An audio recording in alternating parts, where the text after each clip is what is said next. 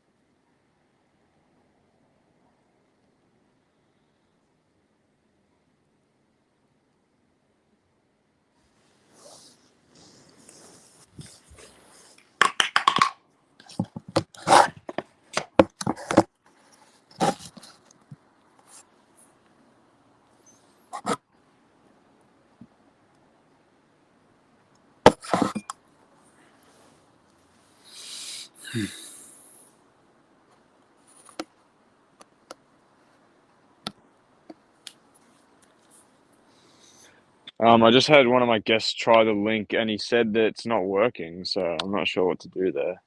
Okay, that's weird. I got the link that you sent me and I sent it to him and he said he got some error code or something. That's weird. Do you want me to try and send another one, like the one we're on now? Yeah, okay, we'll try again, I guess. Yeah, I'll just send this one to you, and you can send it to the guests, and hopefully we can get the guests on. Yeah, no problem. Yeah, I just sent it to you on your Instagram. So Yeah. let's hope. Oh, yeah, okay. Yeah.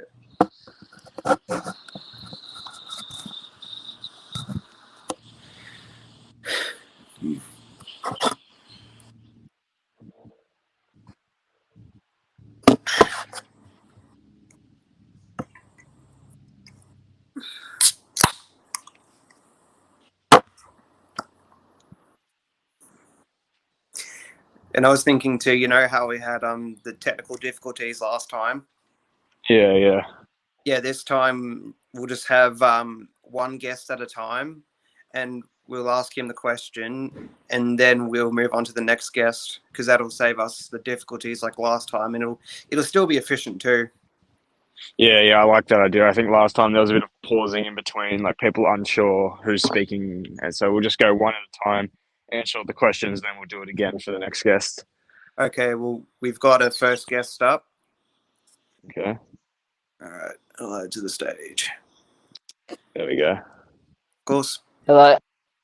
Hello, how are you? Hello, welcome. Good, how are you? Yeah, not too bad, thank you. That's good. I've sent the link to the other guest, but he hasn't responded in the last 10 minutes. So, I mean, we'll give it one more minute, I guess, but then we'll just get started. Yeah, of course.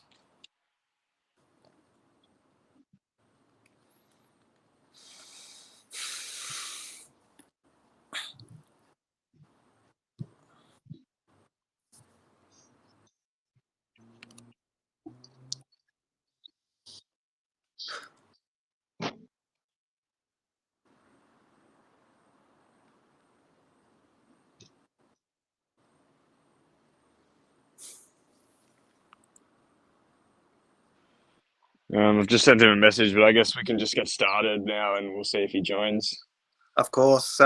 Welcome to the third episode of the podcast. Sorry for the delay, as I had a personal matter to attend to, and I'm Mighty Melbourne Stars.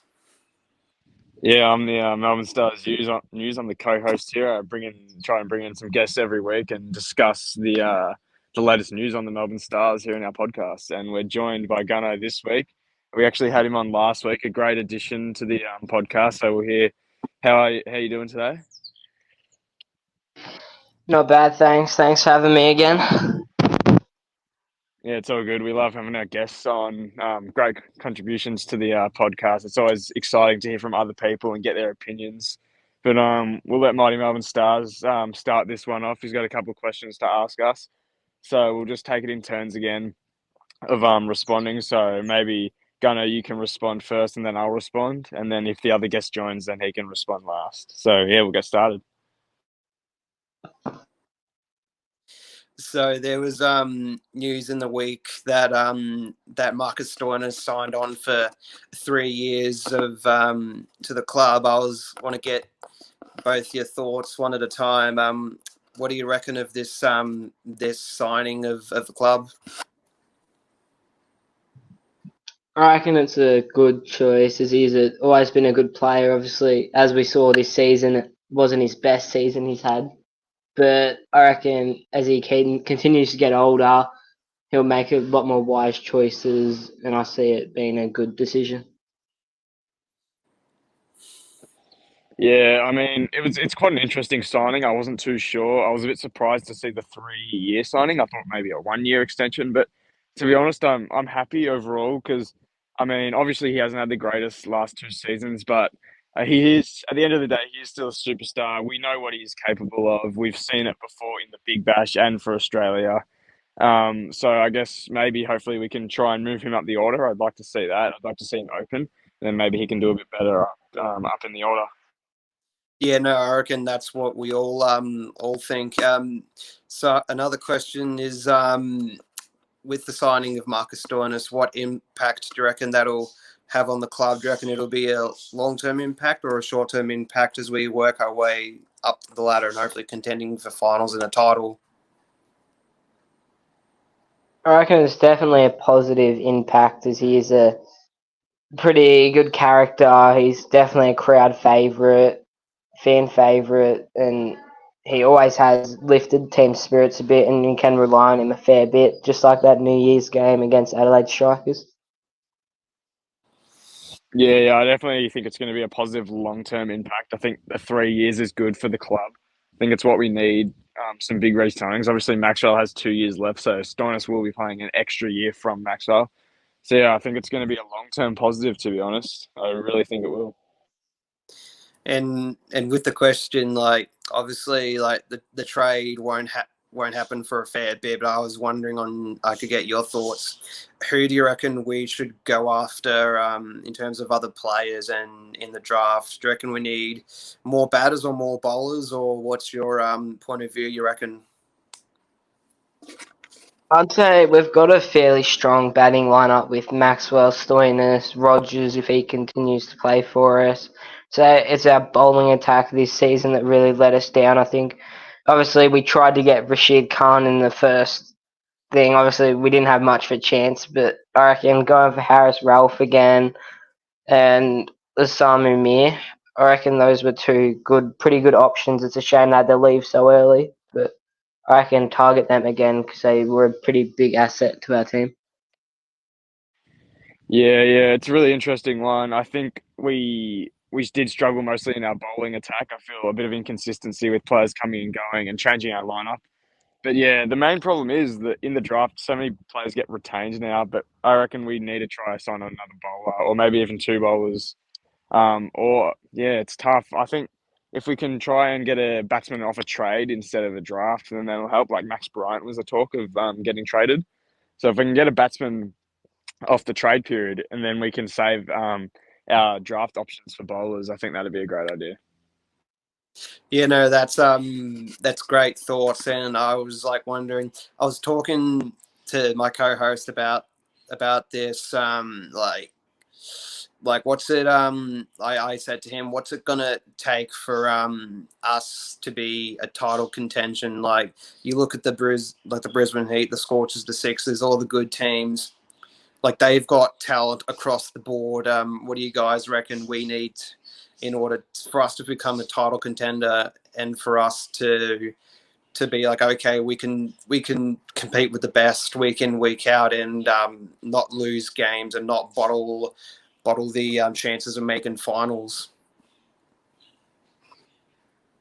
Oh, I reckon it's just experience is mostly what we need. We have a fair few young players who didn't coming into the Big Bash, obviously with every team in the Big Bash really, all their big signings are all playing test match or ODIs or whatever, so it's good to see all the young ones come up. But I reckon as soon as they gain a bit more experience, they'll start to feel a lot more comfortable, and I reckon that would help them out a lot. I don't think we need too much more talent. I reckon we've got enough talent as it is.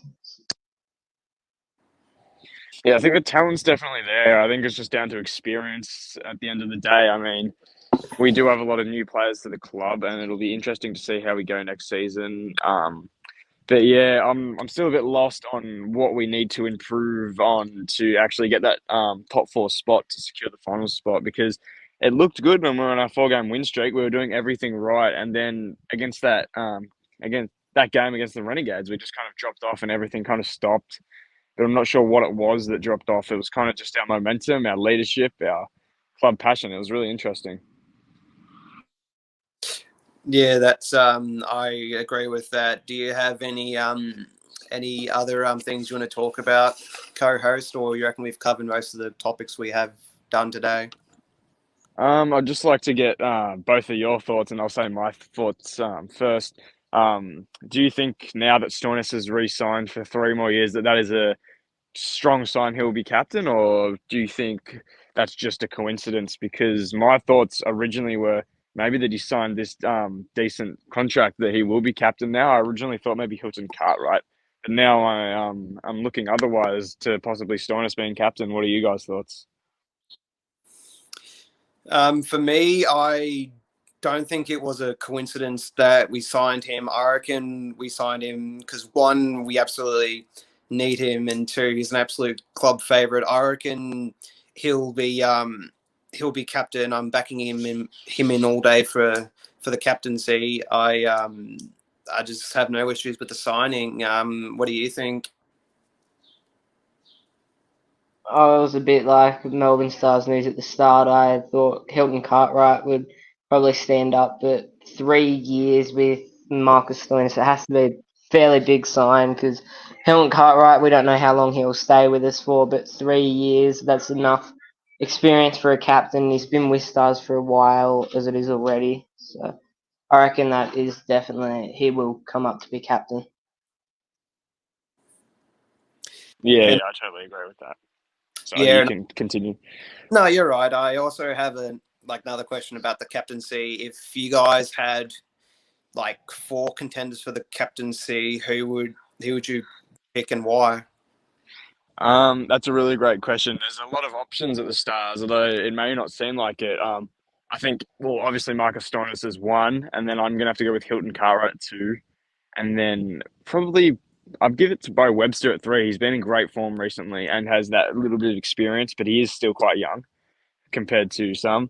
And then that fourth spot, it's really up for debate, but I think I would give it to Sam Harper. I know he did not have a great season for us in green this year, but he does have that experience. He's a young player. He is still a great player. I think he would know how to captain a team well. That would be my fourth pick. No, I had to agree with you. If I was to do a top, I would do Marcus Stoinis and then Cartwright. I would agree with you on Webster, but I reckon number 4 it'll be Courtenay. He's obviously been around for a while, and I reckon his name he'll get chucked into the conversation for captaincy. Those are my 4. What do you think? I have the exact same 4 as you did, Heath. I reckon Colton and I would be it, but I also do think Sam Harper as well. As Colton is coming to the end of his career, we're not sure how many seasons he has left. If it's just going to be one season, I kind of feel like, why would you really use one season where you can get someone to get a bit more experience coming in for the years to come? Yeah, I agree with that. Courtenay is coming to the end of his career. I mean, had an amazing career, plenty of experience. But yeah, I think if we are looking for a long-term captain, he's probably not the top option, but I could definitely see him as like a vice captain or as a fourth pick. That was a great fourth pick. So yeah, I definitely agree with that. Is there any else you guys want to talk about? I think we've covered most of the things we were meant to talk about today. Obviously, as the season goes off, there's not as much to talk about. But I guess we'll leave it for a couple of weeks because there's not much news to talk about, and then maybe we'll reschedule with a bit of news and see what we can come up with. But I think for now, this has been a really great episode 3. We've covered a lot, had some great answers. Yeah, I don't have much more to say. What about you guys? I do have one thing we should talk about. I don't know if you guys watched the test match between Australia and the West Indies. Could you guys give me your quick thoughts on what your thoughts on the test match was? Yeah, obviously, I think we started quite well in the first couple, but then in this most recent one, I was a bit shocked to see Travis Head going for a duck in both innings. Marnus not in form right now. Cameron Green not in form. Alex Carey struggled in the second innings. We were relying on bowlers like Pat Cummins to make 63 runs or whatever. Like that's not what bowlers are made for. But credit to him. But yeah, I was a bit scuffled to see our batting collapse. But I think once we get used to Smith at the top of the order, and once Cam Green gets in a bit of form and Marnus gets his form back, I think we'll be all right. No, that's good thoughts. What do you think? As you just said, Marnus averaging 6, I'm pretty sure it was, for the whole entire series. Like, when we do go over to New Zealand in a couple of weeks, if all of our batsmen are not in the best form, averaging 6 or whatever it is, like, we're going to get absolutely pummeled. Like, we're lucky it was up against West Indies. We did have our struggle, but me personally, I see our loss coming in a good thing because we're starting to get very confident and just slacking off a bit, saying, "Oh, these teams are easy. We can get them easily." Like, it's a good wake up call for us, I reckon. Yeah, I totally agree with that. A wake up call is certainly what it is. Yeah, I think it'll be a great series in New Zealand, though. I do see us winning. I think we'll fall under a bit of pressure early, but I think we will come back under the leadership of Pat Cummins, and I think it'll be a great series to watch. Yeah, no, that's good thoughts. I had a thing in my mind. What are you guys' thoughts like if the Stars were to pick up Carlos Braithwaite from the West Indies? What do you guys think about that? That'd be really interesting. I could see him, coming in maybe in the top order, maybe even opening. Yeah, if he gets nominated, that'd certainly be a top pick for us. We do need that extra batting lineup strength, I think. Yeah, I don't have too much else to say, but yeah, he would be definitely a solid option. Yeah, no, I agree. Everybody loves Carlos. He's a crowd pleaser. What do you think? Me personally, I haven't really seen much of Braithwaite in any form, just test match really. So it'll be good if he does end up playing in the T20. I'm not sure if he's in the lineup or not. I know he's not for the ODI, but I don't think it's really fair for me to say yes or no, as I haven't really seen enough of him. Yeah, that's totally fine.